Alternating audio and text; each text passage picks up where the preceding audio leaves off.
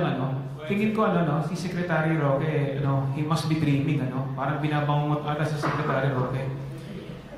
Hindi siya suportahan ng, hindi siya suportahan ng Pilipino yung gusto nilang mangyari. Yes, it will not amount to sedition, but trying to confuse people. Sino ba binoto ni Harry Roque sa presidente?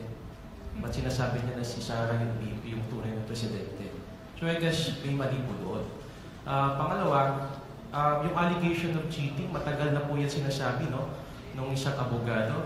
At he's trying to be relevant nowadays. Hindi ko po alam kung anong rason niya kung bakit sinasabi ang mga ganong statements. Alam po ng masa na nanalo po si Pangulong Bongbong Marcos ng 31 million. Saan po yung cheating doon? Yun na lang po yung tanong natin. Balik natin ang tanong sa kanya. Short lang po.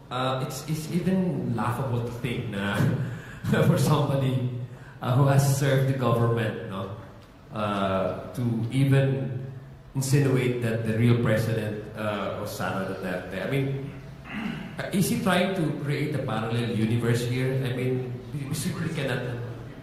Yeah, we simply cannot relate, But it's preposterous to even begin with talking about that. Plain and simple absurdity.